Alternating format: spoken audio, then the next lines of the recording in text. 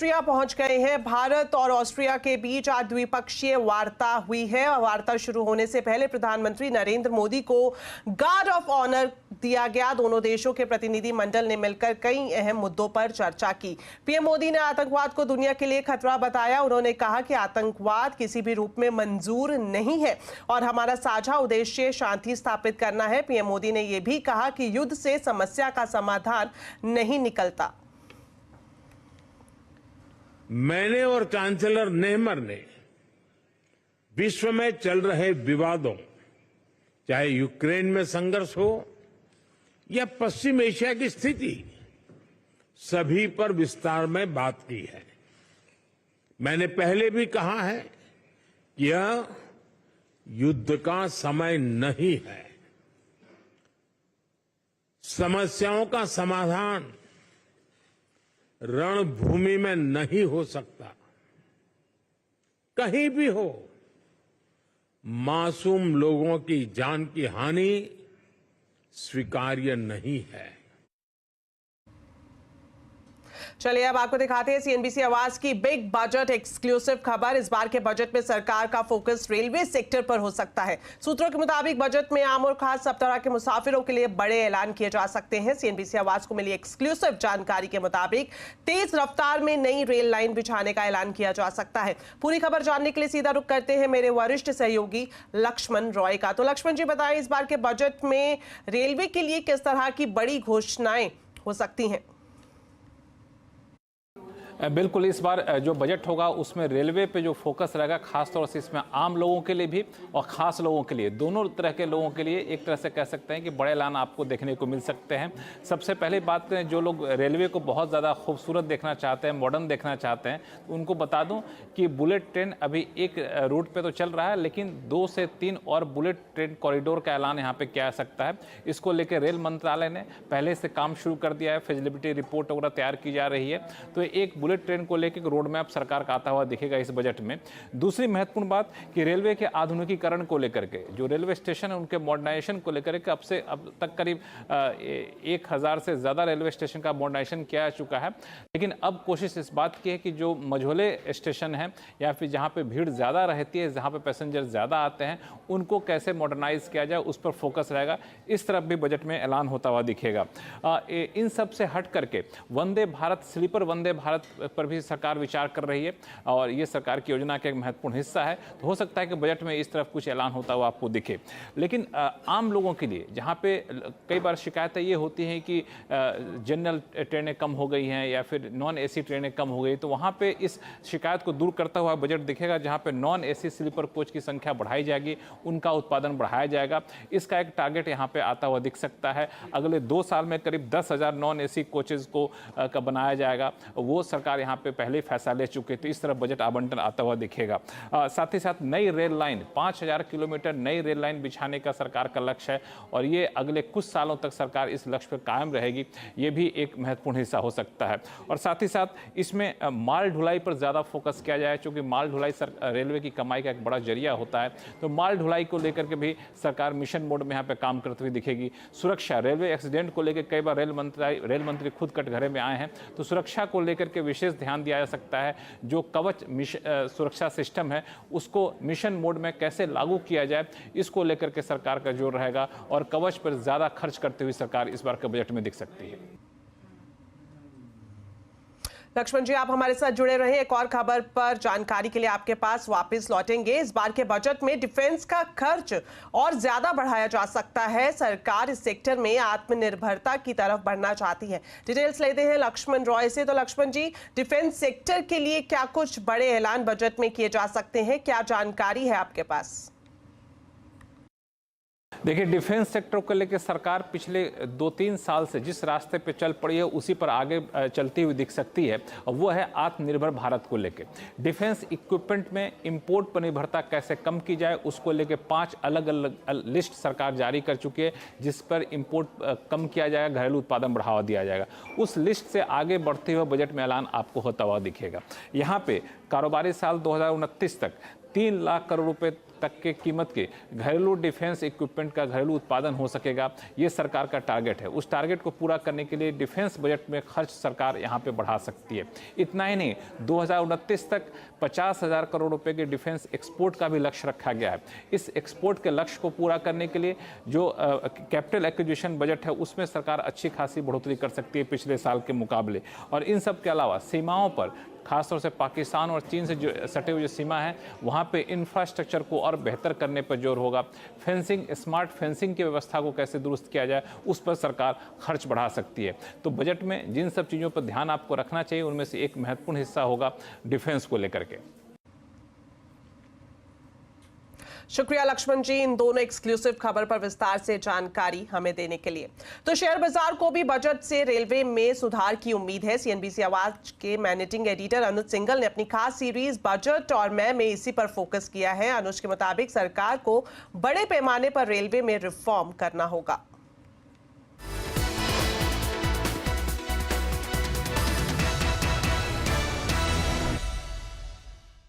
मेरा ये मानना है कि हिंदुस्तान जैसे देश में ना एक भी ट्रेन एक्सीडेंट नहीं होना चाहिए। रीज़न कुछ भी हो, आपको कह दें उसमें कवच नहीं था, ये नहीं था, वो नहीं था, वो सीन जो होते हैं ना वो बहुत दिल को दर्द देने वाले होते हैं जब वो एक्सीडेंट होते हैं। तो सबसे इम्पॉर्टेंट सिक्योरिटी, रेलवे सिक्योरिटी, इस पर सबसे ज़्यादा फोकस होना चाहिए मेरे ख्याल से।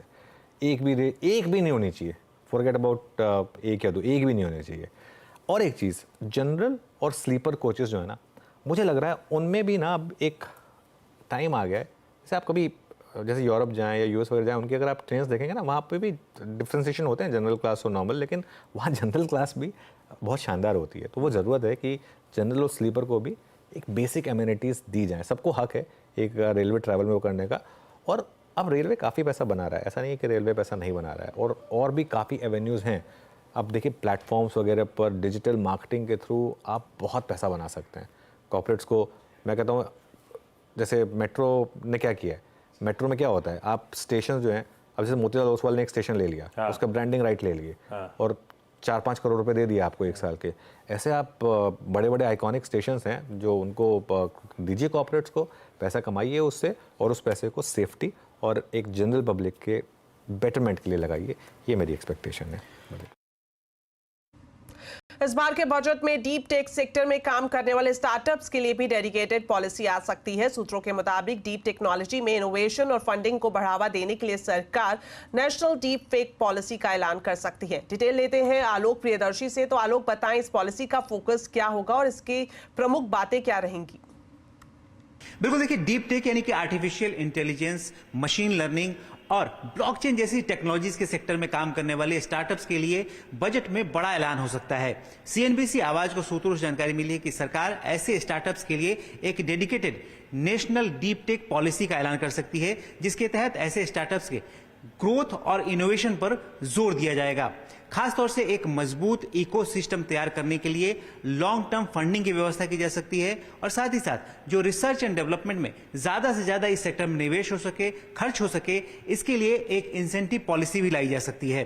दरअसल सरकार का पूरा जोर है कि जो एडवांस साइंटिफिक और टेक्नोलॉजिकल सेक्टर में काम करने वाले स्टार्टअप्स हैं उनको किस तरह से बढ़ावा दिया जाए ताकि वो इनोवेशन से लेकर जो इंटेलेक्चुअल प्रॉपर्टी राइट्स तक की जो सीढ़ी होती है वहां पर उनको किसी तरह की परेशानी ना हो। उसके लिए एक बेटर सेफ एनवायरनमेंट तैयार करने पर जोर दिया जा रहा है। दरअसल जो एआई और डीप टेक टेक्नोलॉजी के पोटेंशियल रिस्क हैं उसको कम से कम करने के लिए सरकार एक सेफ एनवायरनमेंट बनाना चाहती है, जिसके तहत एक रेगुलेटरी फ्रेमवर्क लाने पर भी विचार किया जाएगा। तो इस पूरे डीप टेक पॉलिसी जो आने वाली है उसमें ऐसी व्यवस्था की जाएगी ताकि स्टार्टअप्स इन सेक्टर्स में जो खासतौर से काम करते हैं और खासतौर से जो प्रॉब्लम सॉल्विंग, जो सोशल इशू से जुड़े हुए प्रॉब्लम सॉल्विंग पर काम करते हैं, उनको बढ़ावा दिया जा सके, उनको फंडिंग के तौर पर और साथ ही साथ इंसेंटिव के तौर पर सपोर्ट दिया जा सके और पूरे सेक्टर को एक तरह से बूस्ट मिल सके।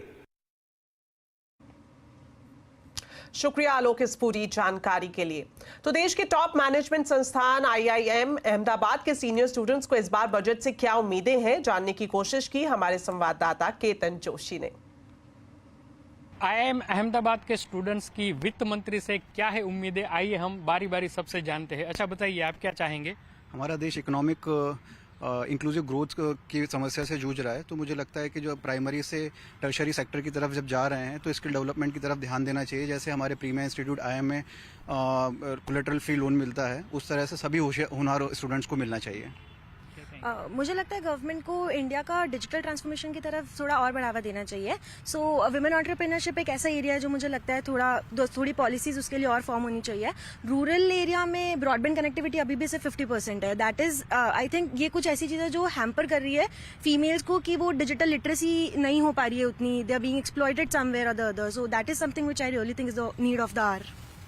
अभी भी 40-45% of the Indian population is dependent on agri and agri related. तो इसके लिए I think we should focus more on crop diversification and how to add value to food processing units हो गया। So I think this will be very important. मैं ये मांग करना चाहता हूँ कि जो सेक्शन 80C है उसका एग्जेम्पशन लिमिट हाइक किया जाए, जो कि लास्ट 2014-15 में किया गया था। और हेल्थ इंश्योरेंस जो कि अभी के टाइम में बहुत इंपॉर्टेंट है, उसका जो GST रेट है वो 18% से लेके 5% में लाया जाए ताकि सबको सुविधा मिले हेल्थ इंश्योरेंस की।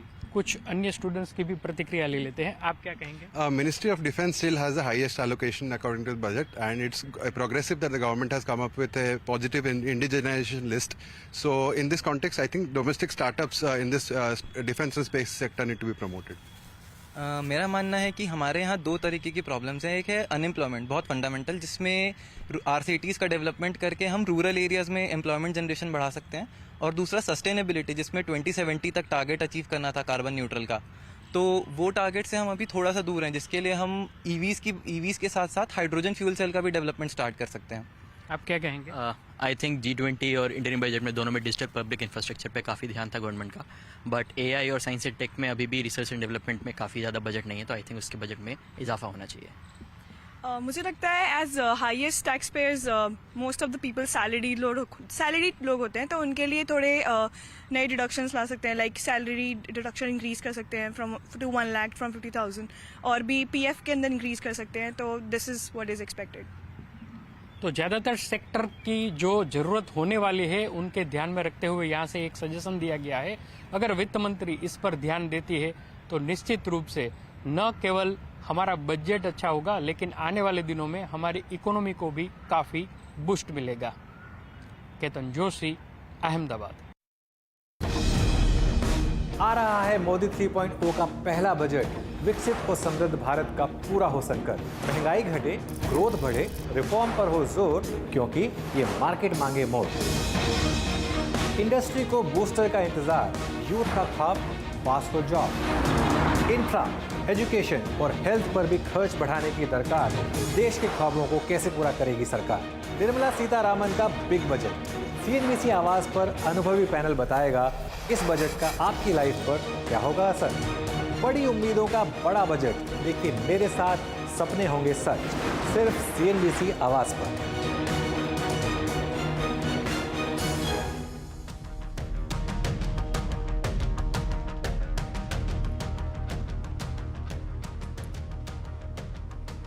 चलिए अब बात करते हैं बाजार की। बाजार में उतार चढ़ाव का दौर जारी है। मंगलवार की रिकॉर्ड तेजी के बाद आज निफ्टी बैंक एक्सपायरी के दिन बाजार में दबाव रहा। सेंसेक्स निफ्टी गिरावट के साथ बंद हुए। सेंसेक्स 427 पॉइंट गिरकर 79,925 और निफ्टी 109 अंक गिरकर 24,324 पर बंद हुआ। स्मॉल कैप शेयरों में दबाव रहा, वहीं मिड कैप इंडेक्स नीचे से सुधर कर बंद हुए। ऑटो, मेटल, IT इंडेक्स गिरावट पर बंद हुए तो FMCG, फार्मा, PSE इंडेक्स में बढ़त रही। बजट से किसी नेगेटिव सरप्राइज की आशंका नहीं है, यह कहना है आदित्य बिरला सन लाइफ AMC के CIO महेश पाटिल का। बजट से पहले की कमाई की स्ट्रैटेजी पर बात करते हुए महेश पाटिल ने कहा कि बजट में ग्रामीण इकोनॉमी को बूस्ट मिल सकता है। इसलिए हमें नहीं लग रहा है कि बजट में ऐसे कुछ बड़ी तब्दीलियां होगी जिससे कि मार्केट में कुछ वॉलेटिलिटी आ सकती है।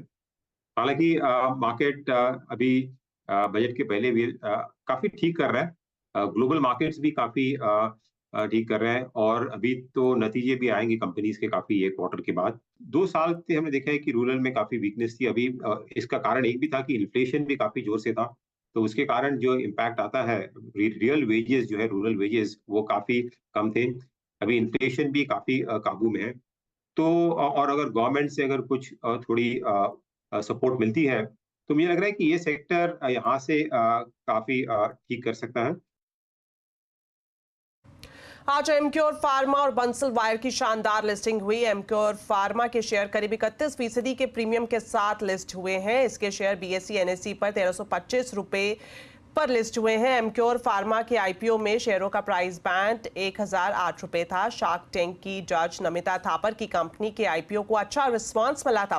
कंपनी ने आईपीओ के जरिए 1950 करोड़ रुपए जुटाने का लक्ष्य रखा था। वहीं बंसल वायर इंडस्ट्रीज की भी बाजार में बढ़िया लिस्टिंग हुई है। एनएसई पर करीब 39% प्रीमियम के साथ 356 रुपए और बीएसई पर 37% प्रीमियम के साथ 352 रुपए पर लिस्टिंग हुई है।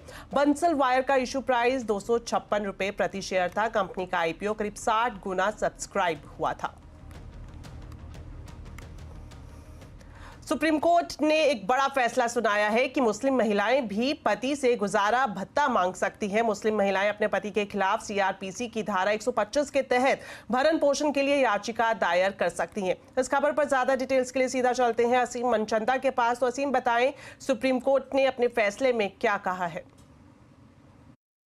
एक मुस्लिम महिला ने सुप्रीम कोर्ट में गुजारे भत्ते को लेकर के याचिका दायर की थी। उसके पति ने इसका विरोध किया था। उसके पति का कहना था कि मुस्लिम लॉ के तहत तलाक मिल चुका है और ऐसे में गुजारा भत्ते का कोई भी प्रावधान नहीं है। लेकिन सुप्रीम कोर्ट ने इसको सिरे से दरकिनार कर दिया। सुप्रीम कोर्ट ने कहा कि जो धारा 125 है वो मुस्लिम पर्सनल लॉ के ऊपर रहेगी और साथ ही सुप्रीम कोर्ट ने ये कहा कि जो गुजारा भत्ता लेना है वो खासतौर पे महिलाओं का फंडामेंटल अधिकार है। महिलाएं अपने पति के ऊपर भावनात्मक और दूसरे तरीकों से उनके ऊपर निर्भर रहती है। तो ऐसे में पति का भी ये फर्ज बनता है कि उनको गुजारा भत्ता, उनको भरण पोषण उनको दे। तो सुप्रीम कोर्ट ने साफ कर दिया है कि सीआरपीसी की धारा 125 के तहत जो मुस्लिम महिला है या कोई महिला लिव इन में भी रह रही है तो उसको गुजारा भत्ता लेने का पूरा अधिकार है।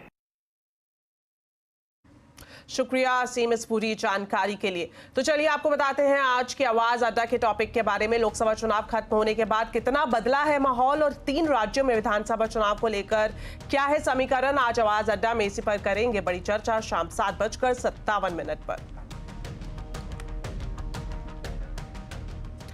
तो आईआईटी में पढ़ना अब करोड़ों रुपए के सैलरी पैकेज की गारंटी नहीं है। आईआईटी प्लेसमेंट सीजन में कम होते ऑफर्स की खबरें तो आती रही हैं, लेकिन अब 2 अलग-अलग सर्वे ने इसे साबित भी कर दिया है। डिटेल्स लेते हैं रोहन सिंह से। तो रोहन, बताएं आईआईटी में सैलरी पैकेज को लेकर क्या कह रहे हैं सर्वे?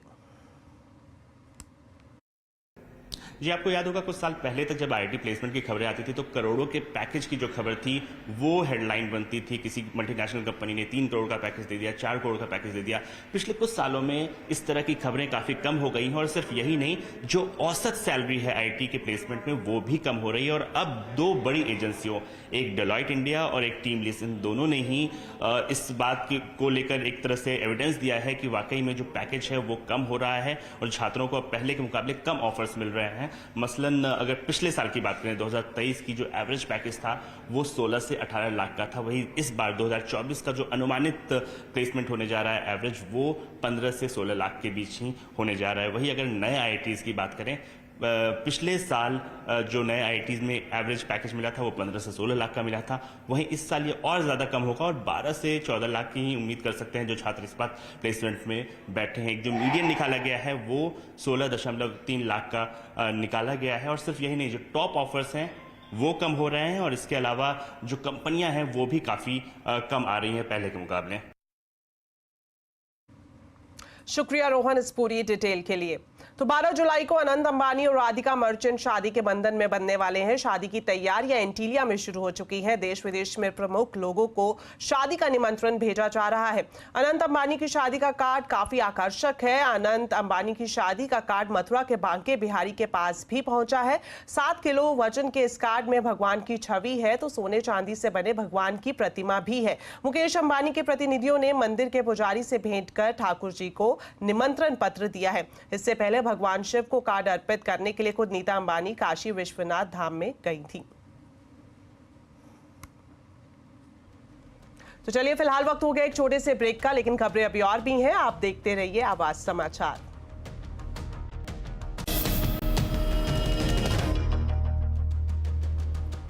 ब्रेक के बाद आपका स्वागत है और अब आपको दिखाते हैं यूपी के गांव से ग्राउंड रिपोर्ट। पिछले कई महीनों से सुस्त पड़ी रूरल इकोनॉमी अब वापस लौटने लगी है। गांव में एफएमसीजी उत्पादों की खपत से तेजी से इसकी डिमांड बढ़ती हुई दिखाई दे रही है। साथ ही साथ ग्रामीण अर्थव्यवस्था भी रफ्तार पकड़ रही है। देखिए असीम मनचंदा की ये ग्राउंड रिपोर्ट।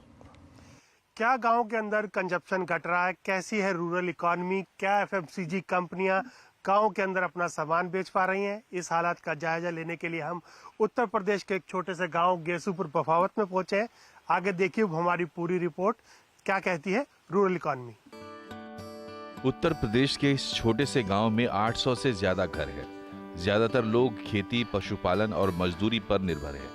कुछ वक्त पहले तक गांव की अर्थव्यवस्था सिमट रही थी, लेकिन अब मंदी का दौर जा चुका है। गांव में साबुन, तेल और दूसरे एफएमसीजी उत्पादों की मांग लगातार बढ़ रही है। दुकानदार भी मानते हैं कि मांग में कोई कमी नहीं आई है। बिक्री में कोई कमी नहीं है जी। अच्छा, तेल, साबुन, हाँ सब खरीद रहे हैं? हाँ सब बिक रहा है जी। चाय पत्ती वगैरह हाँ जी, हाँ जी, सब बिक रही है। बढ़ ही रहा है, बढ़ ही रहा है। हाँ, जो सेम मार्केट में मिला वो यहाँ पे मिल रहा है, तो लोग बाग सब यहीं से खरीदते हैं। गांव का रंग ढंग बदल रहा है और गांव के लोग दर्जी के बजाय अब रेडीमेड कपड़े पसंद कर रहे हैं। अब पीछे से कम, मतलब 2-3 साल से कम आ रहे हैं, पहले सही था। फिर अच्छा, तो क्या वजह, लोग रेडीमेड पर ज्यादा शिफ्ट कर गए या लोगों के पास पैसा नहीं है खरीदने के लिए कपड़े? बस लोग बाग रेडीमेड पे ज्यादा हैं जी। भीषण गर्मी में फसलों पर थोड़ा असर पड़ा है, लिहाजा गांव के लोग भी फल सब्जियों की महंगाई से जूझ रहे हैं। बाढ़ के तो 2-3 साल से ऐसे चल रहे, कभी 100 रुपए कम हो जा, कभी बढ़ती हो जा। 2-3 साल पहले 1500 रुपए की बोरी चल रही थी, फिर जो 2200 रुपए तक भी बिकी, अब जो फिर 1850 रुपए की बिक्री। गन्ने का रेट बढ़ता नहीं, महंगाई बढ़ती जा रही है। दवाई भी सब चीज बढ़ती जा रही, मजदूरी बहुत बढ़ती जा रही, गन्ने में कुछ नहीं बच रहा है। कमाई कहाँ, जब दवाई इतनी महंगी हो रही, दवाई पे जीएसटी लग रही, किसान के बारे में कुछ नहीं। चलो भाव भी देखा जाए, दवाइयों को तो नकली दवाई मिल रही, असली दवाई मिल जाए तो कुछ कर भी ले, नकली दवाई, जीएसटी लग के इतनी महंगी दवाई। इस बार अच्छे मॉनसून की उम्मीद है और उससे गांव की अर्थव्यवस्था तेजी से बढ़ सकती है। सरकार बजट में मनरेगा जैसी योजना का दायरा बढ़ाकर ग्रामीण अर्थव्यवस्था को और मजबूती दे सकती है। असीम मनचंदा, मेरठ। आने वाले बजट में सरकार टॉय सेक्टर के लिए प्रोडक्शन लिंक्ड इंसेंटिव स्कीम का ऐलान कर सकती है। आखिर इस इंडस्ट्री पर सरकार क्यों मेहरबान हो रही है, जानने के लिए खिलौना फैक्ट्री का जायजा लिया मेरे सहयोगी आलोक प्रियदर्शी ने। हरियाणा की बहादुरगढ़ की इस फैक्ट्री में बन रहे ये खिलौने बच्चों को तो पसंद आते ही हैं, इन दिनों सरकार को भी खूब लुभा रहे हैं। सरकार जानती है कि इन खिलौनों की बदौलत झटपट नए रोजगार पैदा किए जा सकते हैं, वो भी कम लागत पर। मसलन इस फैक्ट्री में 2020 के बाद करीब 18 करोड़ का निवेश किया गया, जिससे 400 अतिरिक्त लोगों को रोजगार मिला। थोड़ा सा लेबर इंटेंसिव इंडस्ट्री है, तो जैसे हम मेन सिटी में नहीं हैं, तो लेबर की थोड़ी सी अवेलेबिलिटी की परेशानी रहती है। जितनी हम अभी कैपेसिटी है हमारी, उसके हिसाब से डोमेस्टिक डिमांड को ही पूरा कर पाते हैं। अगर जैसे पीएलआई की बात करते हैं, हम कैपेसिटी जब नहीं बढ़ाएंगे तो export is the only option. India में तो लिमिटेड डिमांड है और बड़े प्लेयर्स और दूसरे भी आएंगे। प्रधानमंत्री मोदी टॉय सेक्टर को भविष्य का पावर हाउस का दर्जा दे चुके हैं। अब इस सेक्टर की आने वाले बजट से उम्मीदें बढ़ गई हैं। माना जा रहा है कि इस बार बजट में करीब 35,000 करोड़ रुपए की प्रोडक्शन लिंक्ड इंसेंटिव स्कीम का ऐलान किया जा सकता है। इंडस्ट्री के मुताबिक इस स्कीम से टॉय सेक्टर के विकास की रफ्तार दोगुनी हो जाएगी। अभी टॉय इंडस्ट्री की सालाना ग्रोथ 10 से 12% पर है।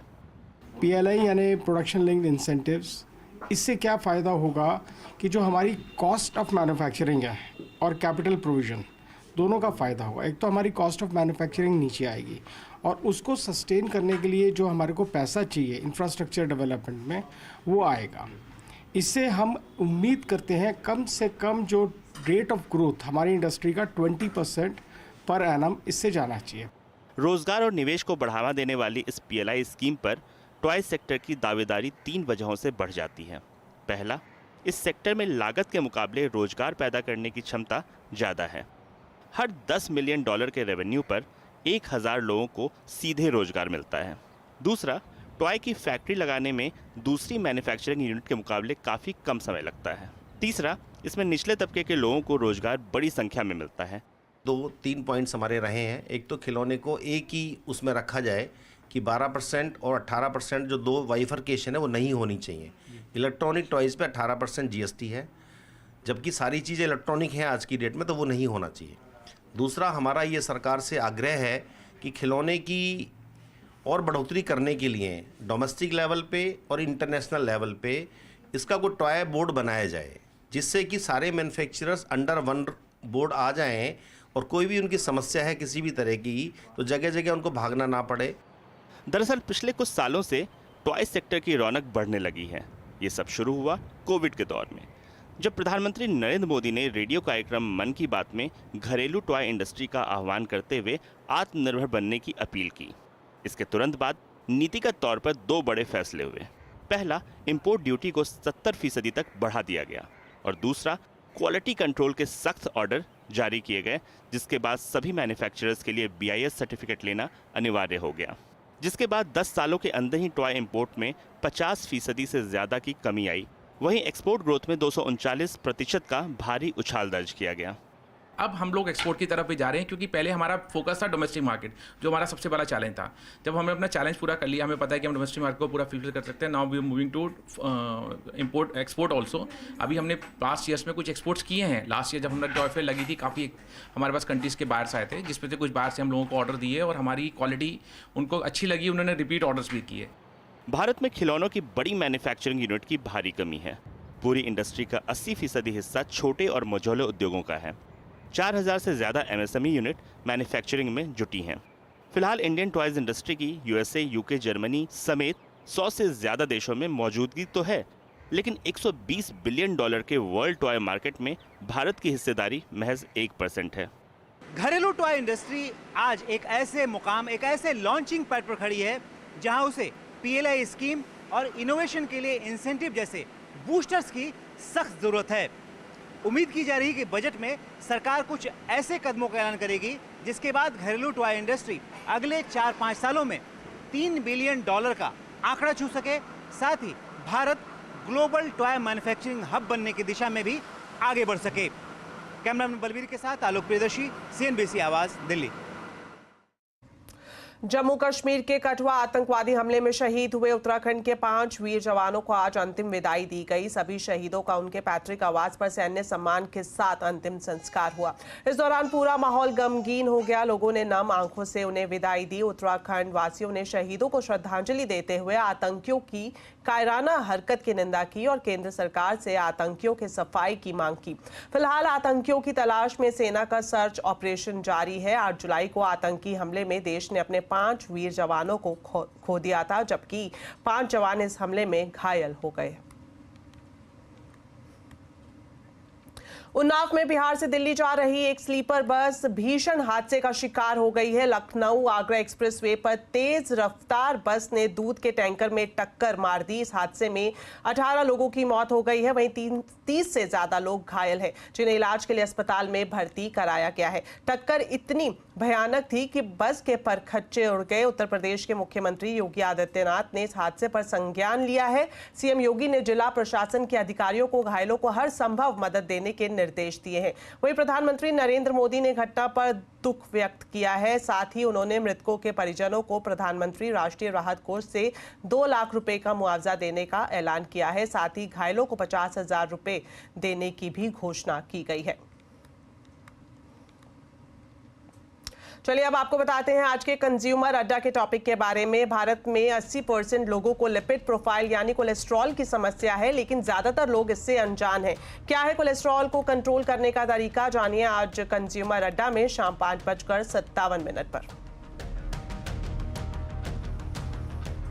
देश के कई राज्यों में लगातार बारिश का कहर जारी है। कई शहर पानी पानी हो गए हैं। यूपी से गुजरात, बिहार, मध्य प्रदेश, असम तक हालात खराब हैं। बिहार में कोसी नदी, गुजरात में कच्छ में बारिश के बाद बाढ़ जैसे हालात हो गए हैं। आप अपनी टीवी स्क्रीन पर उत्तराखंड, असम, उत्तर प्रदेश, बिहार, मध्य प्रदेश और गुजरात की तस्वीरें देख सकते हैं कि कैसे मानसून ने जनजीवन अस्त व्यस्त कर दिया है। उत्तराखंड के चमोली में बादल फटने से भारी सैलाब और लैंडस्लाइड से बद्रीनाथ हाईवे बंद हो गया है। जोशी जोशीमठ में भी लगातार लैंडस्लाइड की घटनाएं सामने आ रही हैं। असम में भारी बारिश और बाढ़ का कहर जारी है। यहां बाढ़ से मरने वालों की संख्या करीब करीब 80 की तरफ जाती हुई बढ़ रही है और उत्तर प्रदेश के अयोध्या में सरयू नदी खतरे के निशान से ऊपर पहुंच गई है। निचले इलाकों में बाढ़ जैसे हालात हैं। पीलीभीत में भी बाढ़ के पानी के साथ अब मगरमच्छ रिहायशी इलाके तक पहुंच गए हैं। मध्य प्रदेश के मुरैना में भारी बारिश से सोन नदी उफान पर है, जिससे कई गांवों का नजदीकी शहरों से संपर्क टूट गया है। वहीं गुजरात के द्वारका में भी बारिश के बाद बाढ़ जैसे हालात बन गए हैं। सड़क पर सैलाब आने की वजह से कई लोगों को रस्सी के सहारे रेस्क्यू किया गया। बिहार में कोसी नदी का जलस्तर बढ़ने से जल भराव जैसी स्थिति बन गई है। तो चलिए, मेरे साथ इस बुलेटिन में इतना ही। आप खबरों पर अपडेट रहें, CNBC आवाज से जुड़े रहें हमारे सोशल मीडिया हैंडल्स के जरिए। नमस्कार।